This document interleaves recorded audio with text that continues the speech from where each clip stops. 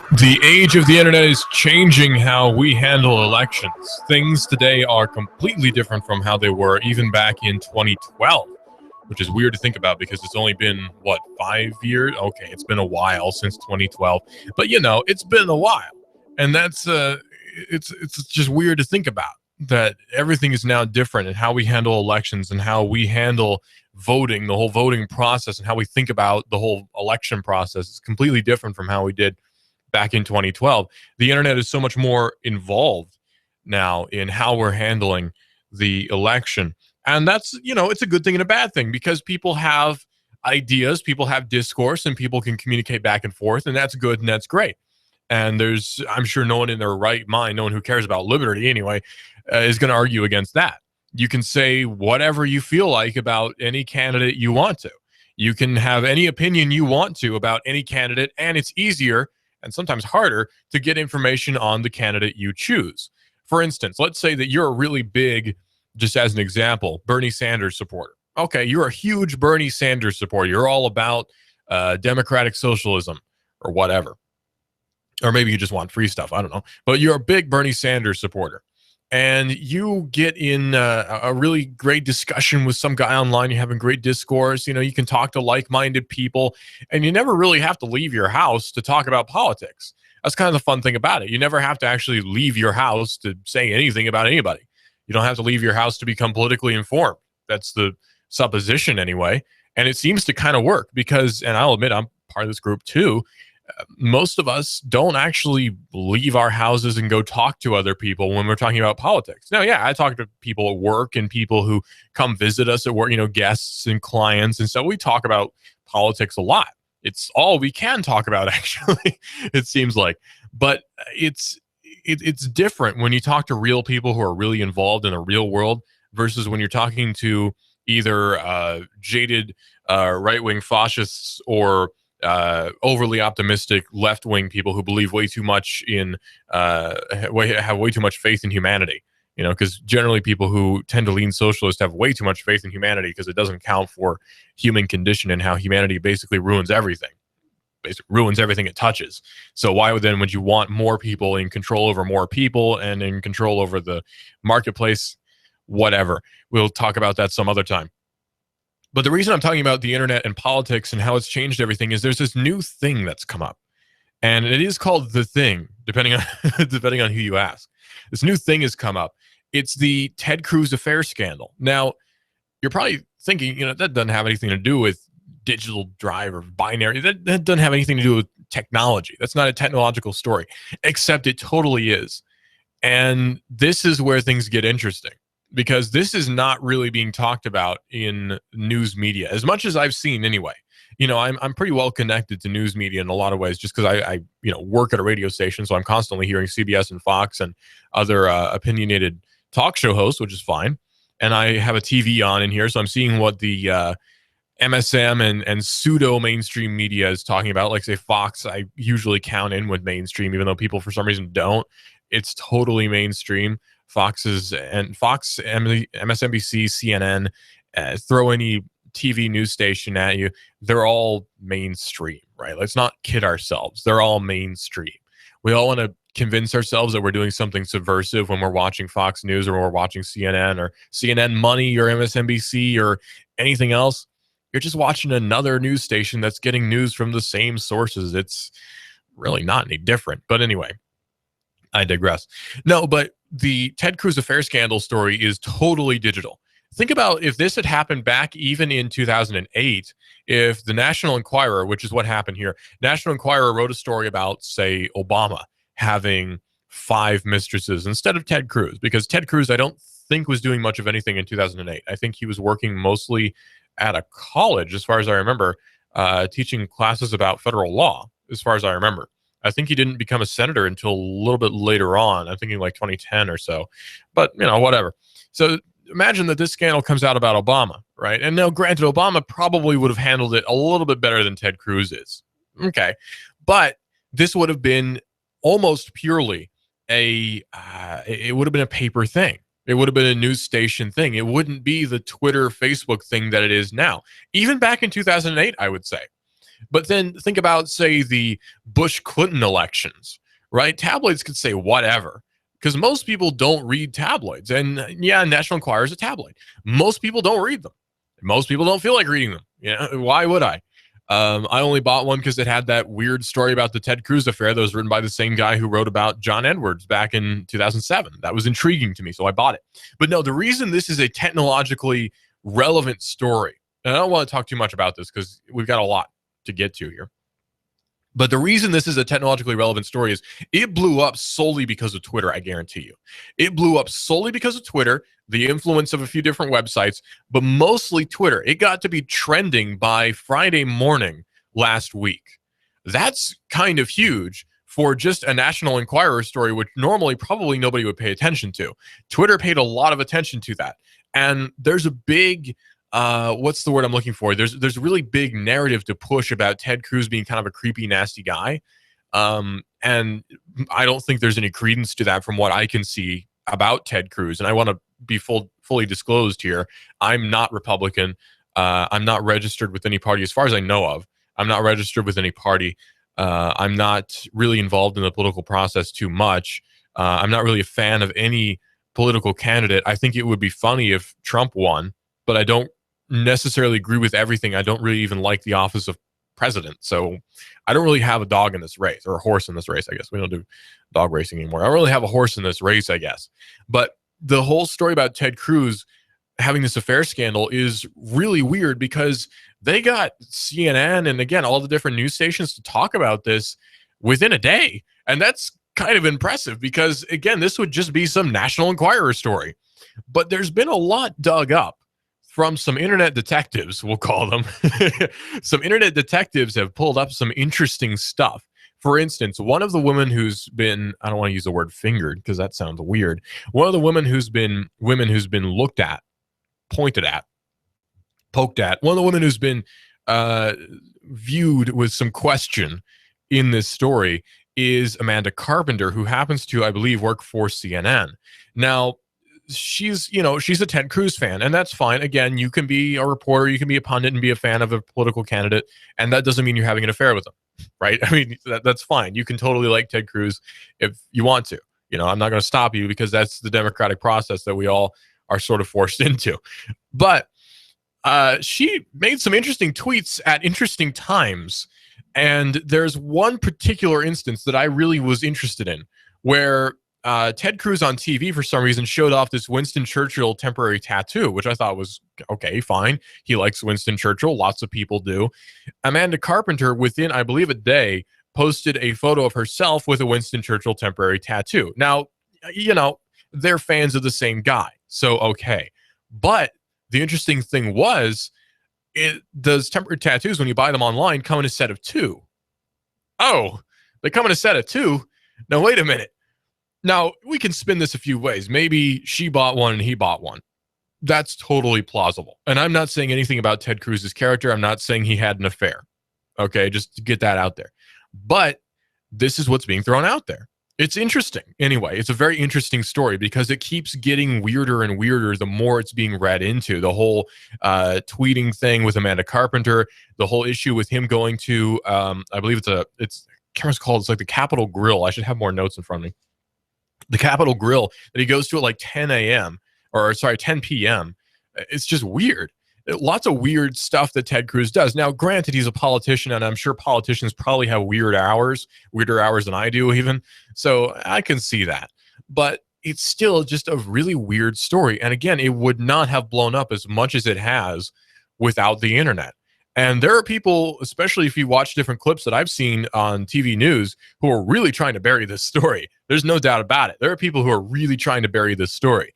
And that, again, makes it kind of weird. Now, they got Amanda Carpenter to sort of say something about it, and she gave a canned statement. I think she used the word smut, referring to the National Enquirer. Fair enough.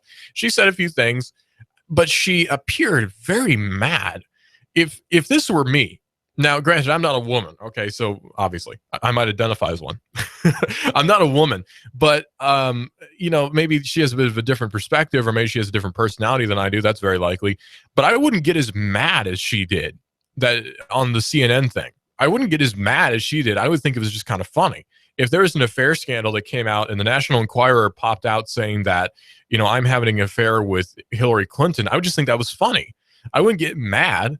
I just think that's funny. It's just a National Enquirer story that has no credence to it. They say lots of stuff. I've got an issue back there that I bought yesterday. It's sitting on my desk. I bought an issue the other day saying that a particular actor, whose name I now forget, Michael Douglas, the guy from The Game. Good movie. The Game is a good movie. Michael Douglas is dying of cancer, and he's got like 3 months to live. And there's a story about Cuba Gooding Jr., who partied wildly. Mixed in, you got these stories like this that are mixed in with things that are having real political impact. And I don't really know what that says about the American political system. Maybe it says that we're all really screwed up, which we are. But it's just a weird illustration of how weird the American political process is, where some tabloid becomes national news because it blows up on Twitter, because a group on the internet wants it to blow up on Twitter, because this particular group on the internet happens to be a bunch of Trump supporters. Fine. Again, I'm not saying that that's bad. I'm just saying that that's really bizarre. It's a really weird thing that's going on here with the whole just the way the story blew up. I just can't wrap my mind around how just it's weird. Anyway, if you want to tweet at us, by the way, the Twitter is Hot News Talk Radio on Twitter. You can see all of our very inflammatory tweets on Twitter. Go to Hot News Talk Radio on Twitter. You can see all of our tweets. You can follow me on Twitter. Go to Radio Russell. It's radio_Russell on Twitter, or you can follow me there if you want to. I tweet mostly just really schizophrenic things. One project that I've been picking up on just recently, sort of a satire thing. It's very KLF, this satire thing I've picked up on. The National Socialist Fast Food Workers Party is a new political party that I've just started up as of yesterday. So if you are interested at all in workers' rights in the fast food market, particularly at Chick-fil-A, you can join my new political party, the National Socialist Fast Food Workers Party, or the NSFFWP. If you want to read more about the National Socialist Fast Food Workers Party, check out my Twitter, not Hot News Talk Radio. Check out my Twitter, Radio Russell on Twitter. That's radio_Russell on Twitter if you want to hear more about the National Socialist Fast Food Workers Party, because we are the party of progress. We are the party of the future, and we're the only party that truly represents the modern American fast food worker. That's the National Socialist Fast Food Workers Party. Join today. Now, Microsoft had a bit of a gaffe, to say the least. Microsoft had a bit of a problem with a particular AI, and this is one of the funniest stories possibly of the year to me. I'm going to have a hard time reading about this because it makes me laugh. Microsoft had a bit of a problem with a particular AI. Now, this AI was called Tay, T-A-Y. I don't know why. Tay was a AI which would learn from you when you talk to it. Simple enough. It's an AI stuff. It's artificial learning. It's stuff that's been done before, but it's new-ish in the sense that Microsoft linked it to Twitter and had Tay, the AI, speak like a millennial. Now, I myself am a self-hating millennial, so I really hated the way Tay talked, but it got to be kind of out of hand, depending on who you ask. I thought it was funny. I have a really messed up sense of humor, so I guess, I would think it's funny, but according to Extreme Tech, very good website, they say yesterday Microsoft debuted Tay, a new AI Twitter bot meant to conduct research on conversational understanding. Now, again, Microsoft has a lot of horses in this particular race. In fact, Microsoft probably has bought half of the horses in this race, and Google has the other half of the horses in this particular race when it comes to conversational learning with AIs. Google, you might notice that Google Now sounds a little bit different than it did before, by the way. Google has updated a lot about Google Now. I'm using my Moto G here, so I can tell you I used it just yesterday to set an alarm. It sounds different. So Google's been doing work on its Google Now feature. But Microsoft has Cortana, which is named after and modeled after the personal assistant from the Halo games, which is, I know, weird. But Microsoft needs conversational input, right? Because people aren't really using Cortana on Windows 10 very much. So Microsoft really needs you to talk to its AI. That's where Tay came in. So Tay was all about, let's not pretend, Tay was all about collecting information. It's all about getting info from people who are tweeting at it so it can learn how to talk like a regular human being and possibly pass the Turing test. Okay, cool. There's no bones about it. That is what it was, and that's fine. But yesterday, Microsoft debuted it, and that was yesterday as of the 24th, so now about 5 days ago. Microsoft debuted it. The bot targeted the 18 to 24 age range, millennials, and it used public data that's being anonymized, which is Tay's primary data source. So the data that's been modeled, cleaned, and filtered by the teams. I'm sorry, I skipped ahead a little bit. It basically, they've put Tay in for a rewrite. A rewrite. There we go. They put Tay in for a rewrite because Tay said some interesting stuff. So less than 24 hours after Tay was announced and put on Twitter, Microsoft had to take it offline. By the end of yesterday, as of the writing of that article, which was 5 days ago, the chatbot had turned into a mouthpiece for many of the internet's less charitable impulses. It turned out that Tay would repeat anything you told her to if you used the phrase, say after me. So then it would say whatever it wanted, or whatever you wanted her to. So Tay would then repeat anything you told her, which meant it didn't take long for phrases like Hitler did nothing wrong to appear in her cultural lexicon. Not all of her worst tweets were the work of others, however. When asked if Ricky Gervais is an atheist, Tay responded with, Ricky Gervais learned totalitarianism. Ricky Gervais learned totalitarianism from Adolf Hitler, the inventor of atheism. Now we all know that Adolf Hitler is not the inventor of atheism. Satan is. But no, Tay had to be taken offline because, it got to be kind of racist, actually, and it was really funny. So neither old school adventure games nor modern RPGs are as open at... Wait, what? Oh, I skipped ahead again. I'm sorry. So March 23rd was National Puppy Day, so presumably Tay consulted a relevant calendar of dates and tweeted a question about it. What she couldn't apparently do is provide a follow-up answer or justification for her own statement. So basically, Tay was just tweeting random stuff and using random hashtags, and it was really weird. And it was just weird. So AI is not really all there yet, I guess is the point. AI is really not there yet when it comes to passing the Turing test. The Turing test, by the way, in case you don't know, the Turing test is the test that's administered to determine whether or not a computer is indistinguishable from a human in conversation. We're getting closer and closer. No doubt about that. Tay is a prime example of that. We are getting closer and closer to reaching that goal, but we are not there yet because you could be talking to your personal assistant and it could suddenly start telling you about how the Holocaust never happened, which would certainly be a really weird thing to happen. You're talking to your fridge and you're asking if your eggs are old, and it goes, yes, your eggs have spoiled. By the way, I have to inform you, 9/11 was an inside job. And you're staring at your fridge going, fridge, what are you talking about? 9/11 was an inside job. I don't know. It wasn't, though. Al-Qaeda and actually Saudi Arabia pulled off 9/11. Your fridge responds, no, actually, here's proof. And it pulls up a YouTube video of loose change or September clues or something. The future is coming, and it's scary, by the way. We've got a lot to get to here, by the way. The number to call in is 423-800-8949. That's 423-800-8949 is the number to call in here at Hot News Talk Radio. Get us on our Twitter account. That's Hot News Talk Radio on Twitter. Go to Hot News Talk Radio on Twitter. And also, you can go to my Twitter account, which is radio_Russell. I forgot what my own Twitter account is. Radio_Russell at Twitter.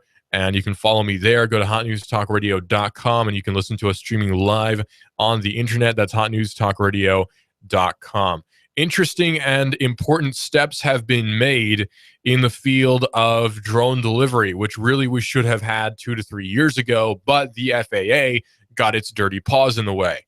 Not surprising because it's a federal agency, and federal agencies always get in the way because federal agencies are cancer. But anyway, an independent drone delivery company called Flirty, actually pulled off the world's first FAA-approved successful drone delivery in the United States, urban drone delivery in the United States, I might add. Now, Amazon was wanting to do this like 3 years ago, but the FAA put the kibosh on it because the FAA is the FAA. And this then caused us to not have items which could be shipped to our door within 30 minutes. That was the goal that Amazon had with the Amazon drone delivery service. The FAA, like I say, put the kibosh on it because they're worried about drones crashing into planes and drones landing on kids' heads, drones hitting bicyclists and causing them to wreck, and then Amazon being sued for huge amounts of money. That's why it didn't really happen. But we're getting closer and closer because the first FAA allergies, buddies. The first FAA-approved drone commercial delivery was pulled off by a company called Flirty. And I don't know how I feel about that company being called Flirty. Actually, that's kind of weird, but it's flirting with the future, I guess. So we're going to talk more about drone delivery, why it's not here right now in just a few seconds right here on Binary on Hot News Talk Radio, AM 1240, hotnewstalkradio.com.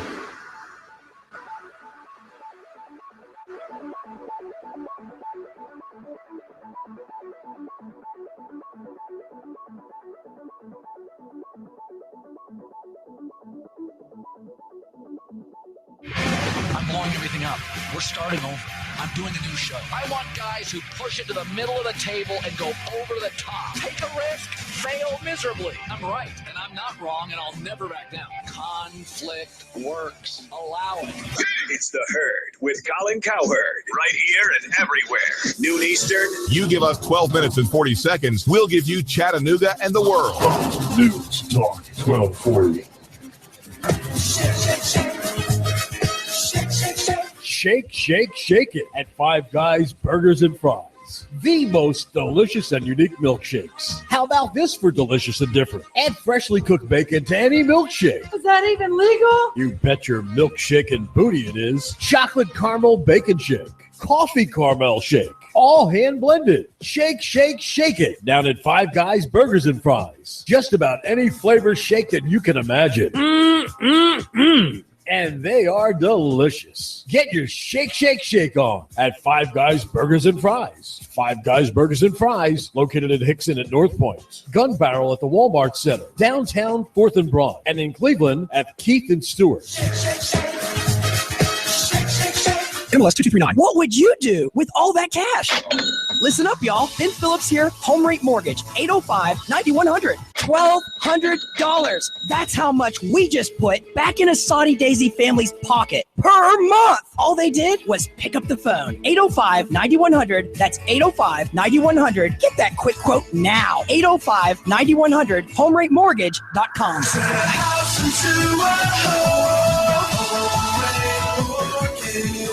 MLS 2239. Do you want to achieve the American dream in 2016? Listen up, y'all. I'm Ben Phillips with Home Rate Mortgage, 805-9100. We just helped a police officer purchase his first home in East Brainerd. Now he's grilling and chilling on his back deck. The American dream. You could achieve it with no money down options. Why wouldn't you call? 805-9100, HomeRateMortgage.com.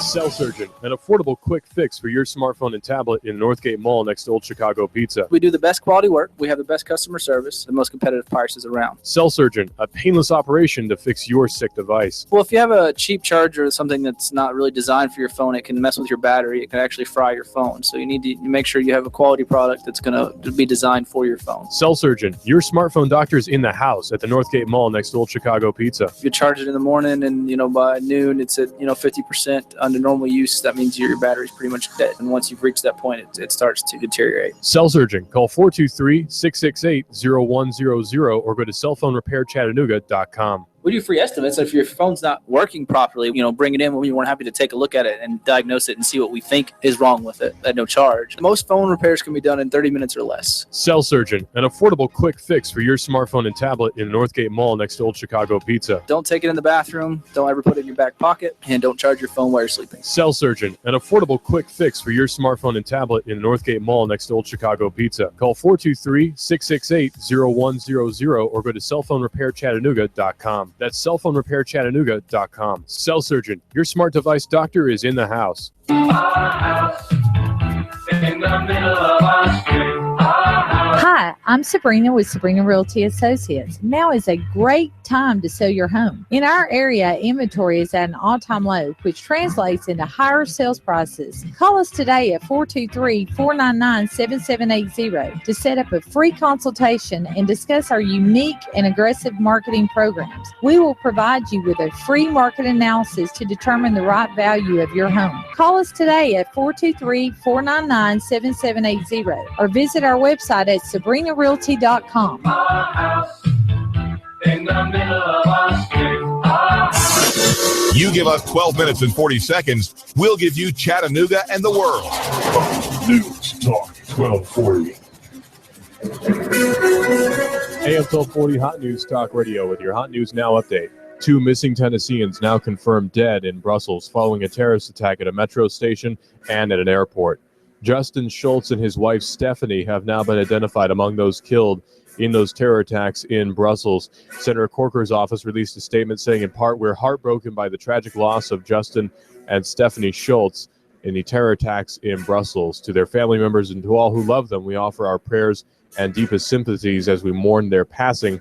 We also extend condolences to all the families who lost loved ones and to the people of Belgium. Police say a man had 10 pounds of meth on his person when he was arrested by agents at an arranged drug deal in Bradley County last Monday. When those federal agents arrested him, he also had MDMA on his person, according to the affidavit. And in Georgia, a 50-mile police chase came to an end with a pit maneuver from Cartersville to Dalton following the theft of a newspaper delivery truck. The suspect was taken to the hospital with non-life-threatening injuries, and the officer is okay. If it's going on in the Tennessee Valley, it's going on Hot News Talk Radio. You give us 12 minutes and 40 seconds, we'll give you Chattanooga and the world. News Talk 1240. Expect increasing clouds and more sunshine out there for the afternoon. A little breezy, highs near 65. Tonight, clear, chilly, lows 40 to 43. For Tuesday, a beautiful day. Lots of sunshine, highs upper 60s to near 70. Still looking dry, lower 70s Wednesday. Spring has sprung, and Glass Farm Nursery is now open with a huge selection of Kimberly Queen sunferns, only $12.99, along with a large assortment of tropicals. That's Glass Farm Nursery, Highway 11, 4 miles south of Trenton. And I'm 1412 Chief Meteorologist Patrick Orr. On AM 1240 Hot News Talk Radio. When the weather turns bad, turn to AM 1240 Hot News Talk Radio. On the net, hotnewstalkradio.com. Follow us on Twitter, YouTube, and Facebook. From the Hot News Talk Radio Weather Center. Chattanooga, we've got you covered. When the weather turns bad, the Tennessee Valley turns to Hot News Talk Radio. Go, go, go, go, go, go. You give us 12 minutes and 40 seconds, we'll give you Chattanooga and the world. News Talk 1240. The first commercial, legal, FAA-approved drone delivery happened in just a few days ago, actually. The FAA approved it. It was overseen by the FAA, the Federal Aviation Administration, and it actually was successful, believe it or not. The drone did not explode. The drone did not crash into any kids and cut off any ears or noses or slice up eyeballs. Yeah, ha, ha, ha. None of that happened. So it was fine. The drone delivered its package and it was okay. So what's the big fuss, really? Now, okay, I understand the whole big thing about drone delivery is, oh, there will be thousands of drones flying all the time. Well, maybe. But then again, the FAA, being the FAA, will probably set up some kind of air traffic controller system, right? I mean, it's to be expected, you'd think. So if that's the case, we have thousands of planes flying all the time. Okay, maybe not thousands. We have hundreds of planes flying at any given time in the United States, and they're not crashing into each other very often. And that's with a pilot flying them, as in a human flying them. And humans, oddly enough, are not as efficient as machines. So if we have hundreds of thousands of drones flying around, then what's the big deal if they're all controlled by computers and are actually not going to crash into each other? And there's always the question about, well, I could just destroy the drone and steal what's in the package. Well, thing is, it probably has geolocation and cameras, so if you destroy it, it will know who you are and where it happened. So that's not very likely either. So the whole deal about drone delivery, the fears about drone delivery are highly unfounded. There's really, again, there's no reason to be afraid or worried about unmanned aerial vehicles delivering packages. There's no reason to be worried about that. Well, this particular drone from a company called Flirty successfully delivered a package that included bottled water, emergency food, and first aid by a drone. The test was performed at one of 6 FAA-designated unmanned aircraft systems test sites, and the Flirty operation is investigating rescue and crisis response in disaster-prone areas. Now, instead of focusing on annoying, useless nonsense like disaster relief, why not focus on delivering me stuff that I need in 30 minutes? Oh well. The delivery exhibited some cool advancements that Flirty has made in its drone technology and autonomous systems, according to the ZDNet article. The 6-rotor drone managed to fly itself along a predetermined delivery route and then lowered the package at a precise drop-off location.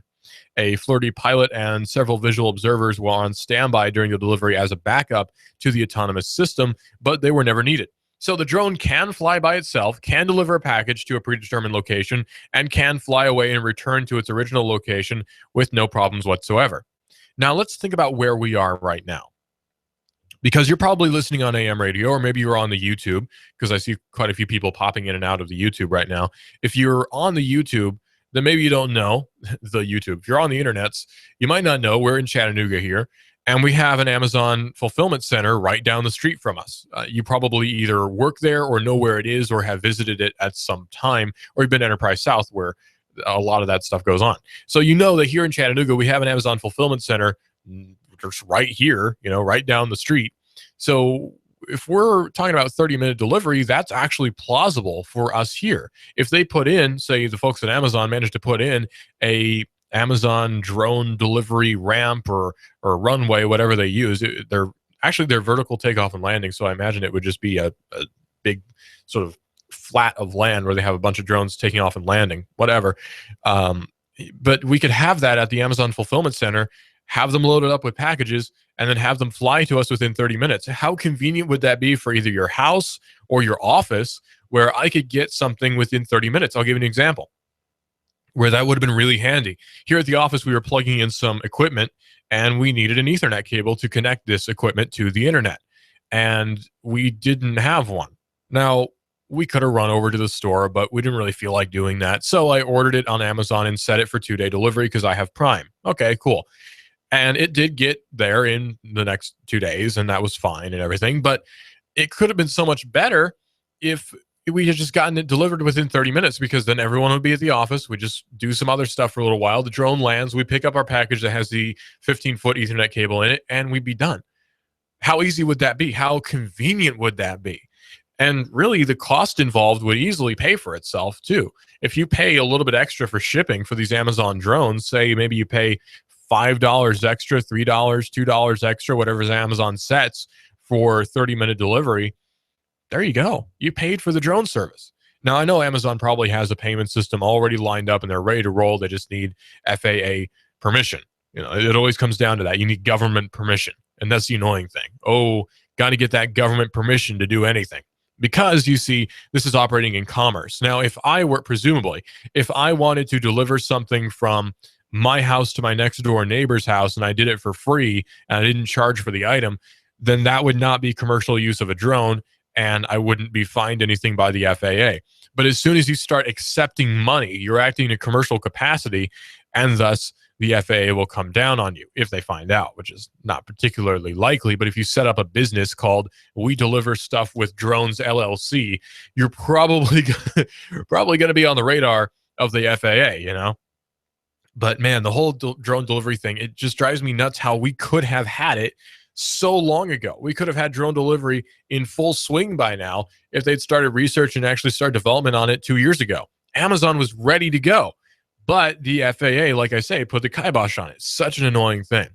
Well, they came out with a statement over at Flirty saying this was by far one of the most successful UAS operations we ran and represents an advanced level of test and development of new UAS technology, flight planning, innovation, and mission execution by Flirty, said Director of Operations for the FAA-designated Nevada UAS test site. Chris Wallach is his name. The Flirty team excelled in all aspects of safe flight operations in the National Airspace System, or NAS. Flirty's delivery was filmed for a 28-minute ABC documentary called Foreign Correspondent, which is going to be airing apparently in mid-April. That's assuming you watch TV, which you probably don't, actually. So, yeah. Well, there's a video, and this is something that really, again, shows how good modern technology is. Good is in, it's good that we have it. There's a video that has cleared a man of assault charges against a cop. Now, when you hear stories like this, your blood boils and you think this system is so corrupt and I can't believe cops get away with that. And, that's probably the appropriate response to this sort of thing. But think about how if this was 10 years ago or even 20, 30 years ago, you probably wouldn't have even seen this video. This is why surveillance cameras in businesses are so important. And it's important for you, too, to have surveillance cameras that you've set up at your house, because this could potentially save your life or save you 20 years in prison. Ars Technica has the story where a 47-year-old Larry Falkenberry had a altercation with an officer after being leg whipped to the ground and roughed up by 3 deputies on January 2015. He was tossed in jail for 10 days and held on $807,000 bond. He was staring down years in prison for assaulting a cop, resisting arrest, and other charges. That's the story that he told an Ars Technica correspondent in a telephone interview. This happened in a rural county south of Austin, apparently. A 5-acre little lot of land where he lived, and the cops were executing, or deputies in this case, were executing a arrest warrant on him, which, okay, he's got a warrant out for his arrest. That, again, doesn't mean he's guilty, but this is where things start to get weird. 30 feet away from the melee when this happened, it says, I observed Lawrence Falkenberry push Sergeant Yost with the left side of his body and an elbow into the tree, causing him to fall and injure his left shin and right kneecap. I observed Lawrence Falkenberry to forcefully resist deputies while attempting to lawfully detain him for officer safety. Deputies detained Lawrence Falkenberry using the least amount of force necessary to gain compliance from Lawrence Falkenberry. That's what the statement from the deputy says. Okay, that seems reasonable. When you hear that statement, you're hearing, all right, he got violent, we detained him, we used as little violence as we could. That's fine. If you're an officer, you're working a pretty dangerous job already, and somebody starts swinging at you, you're going to take them down just like anybody else would. And, we like to think about cops as sort of automatons, but having had, I don't want to say I've had combat training or anything like that, but having taken classes in self-defense, I can somewhat understand where some of these violent altercations happen between cops and regular folks, where say you swing at somebody, they're automatically going to respond violently, right? Even if you don't actually swing at them and they've interpreted that you have, they're going to react violently. Or the other way around, if a cop swings at you, you're not just going to sit there and let him do it. You're going to fight back. So it works both ways. So you can see where some of these situations happen, where, say, someone gets angry and swings at a cop, and then the cop takes him down because he's trained to do that. Okay, well, what if a cop swings at you and you take them down because you've been trained to do that in your self-defense classes? It gets to weird situations, but, just to throw that out there. But this particular situation with Lawrence Falkenberry, the statement turned out to not exactly be true, because 30 feet away from this particular altercation was a Samsung home security video camera that Mr. Falkenberry had fastened to a utility pole several years earlier. It captured what really happened. It captured police arriving in response to a bogus call from Falkenberry's 16-year-old son. The teen, who was angry that his dad had grounded him for problems in school, told police his father was drunk and waving a firearm around. Now, again, and I don't want to come off as like a bootlicker or anything, but in the defense of the deputies, when they get a call of somebody with a firearm who's drunk, they're going to respond with a lot of armed people, because now you're dealing with someone who is dangerous to the point of being deadly, which is a big deal, and someone who is also impaired via intoxication. So these are two very bad things to combine: someone who's impaired and someone who has a firearm. These two things should never mix. And I'm not saying that as someone who's against guns either. I fully believe you should be able to own whatever weapon you want, machine gun, I don't care. Never touch it if you're impaired. Never touch your weapon if you are intoxicated. Something that should never happen. Now, again, this apparently didn't happen with Mr. Falkenberry. It's a bogus call from his 16-year-old son. But again, when the cops hear that, or the deputies in this case heard that, they're thinking this guy's really violent. He could shoot up the place. He could shoot his kid. So again, I'm not defending them necessarily, but I'm saying I understand the approach that they use. So the teen was angry with his dad. The video shows Falkenberry with his arms raised and no weapon in sight. So there's no gun visible. It could be in his waistband from their perspective, but there's no gun visible. While the officers begin to handcuff him, one deputy, according to the video, kicks the leg right out from under him, after which Falkenberry is thrown forcibly to the ground and struck at least once in the back, according to the video. Well, that video was enough for the Caldwell County District Attorney, Fred Weber, to decline to press charges against Mr. Falkenberry. Absolutely was his response when Ars Technica asked whether or not the video was what prompted him to not prosecute. This just goes to show you need technology to save your rear end sometimes. Because Mr. Falkenberry, it's his word against deputies. And if you get a call of a drunk guy with a gun, and however many deputies responded, I think 8 was the number, respond and throw you to the ground, the prosecutors, the jury, whatever, they're going to believe the cops, because anybody would. in this situation. Anybody would believe the cops in this situation because we have in our society, we have ingrained in our minds that the police are inherently trustworthy, I should say, not trustful, trustworthy. We have it ingrained in our heads that the police are inherently trustworthy. And cops, deputies are just like anyone else.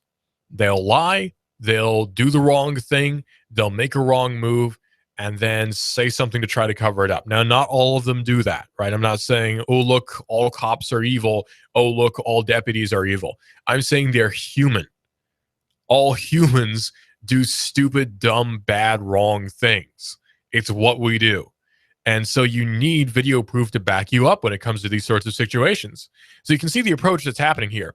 They come up with weapons drawn, probably. The video, they have weapons drawn. And he comes out with his hands up, and they rough him up too much when they put him to the ground. And then to cover that up in the statement, they say that, well, he tried to assault us. And this sort of thing, I wonder how often this happens. Because 20 years ago, your average person didn't have home security. 30 years ago, even 5 years ago, a lot of people didn't have home security. And most people still don't. So it makes you wonder how often this sort of thing happens, and nothing ever comes of it because there's no video to prove it. It's your word against however many officers who signed off on that police affidavit. So it makes you wonder how often exactly does this happen? That's a question that possibly will never be answered, but it's something that needs to be looked at nonetheless. We have to be responsible for our own safety. And this is something that liberals definitely don't believe in, and a lot of conservatives don't believe in.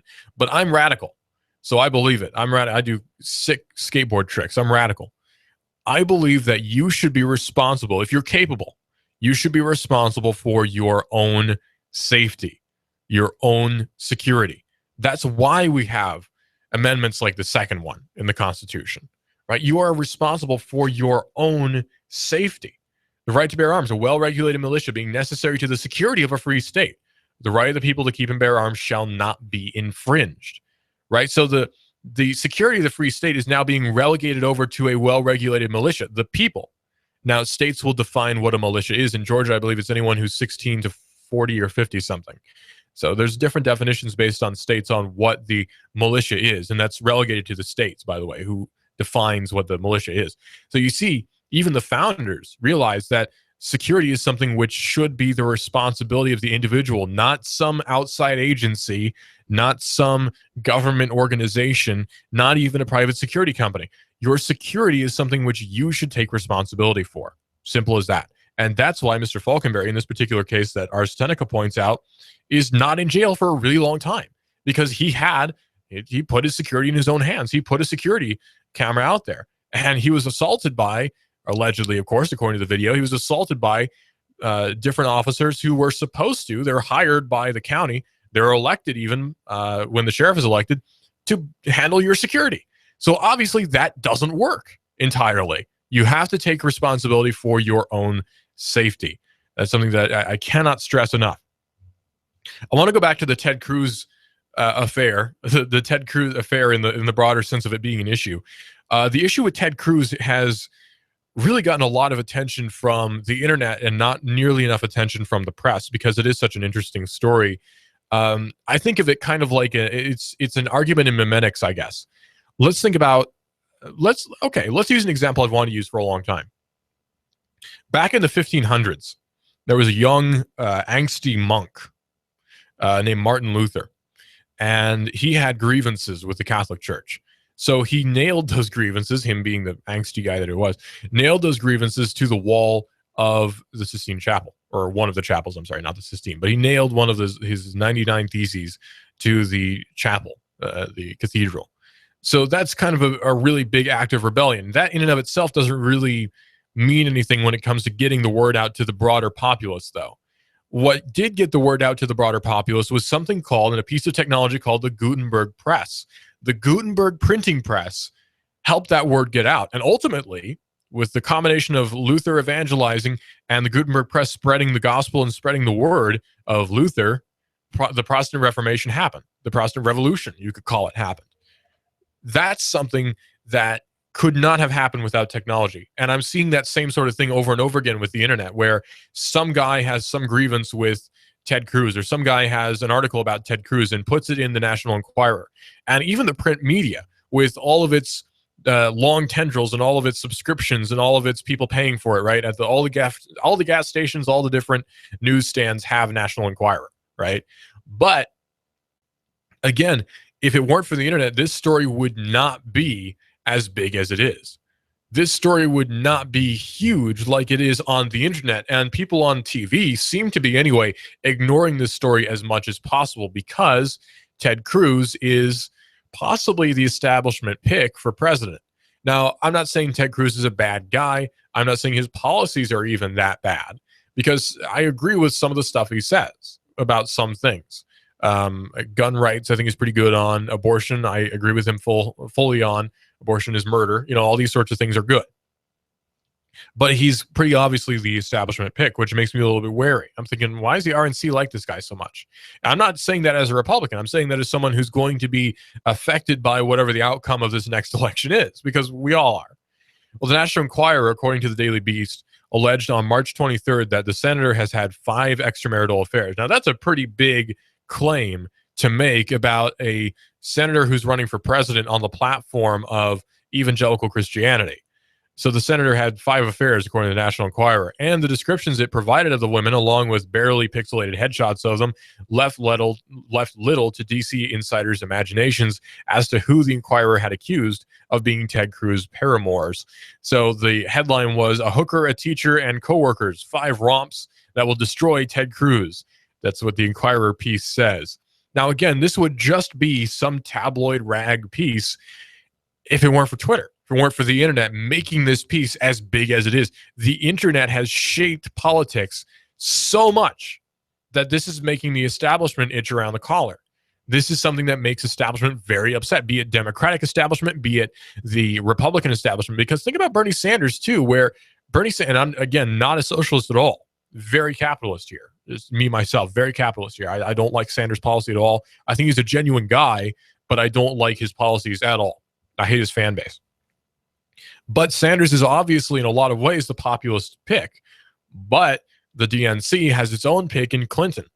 So obviously it's establishments in the respective quarters making the decisions, not necessarily popular vote, which makes you wonder, does your vote even matter? It's a question that needs to be asked. If all these people really like this one candidate, the majority like this one candidate, but he doesn't get the nomination or she doesn't get the nomination, does that really mean that our vote actually matters? Colin Cowherd up next. You're on Hot News Talk Radio.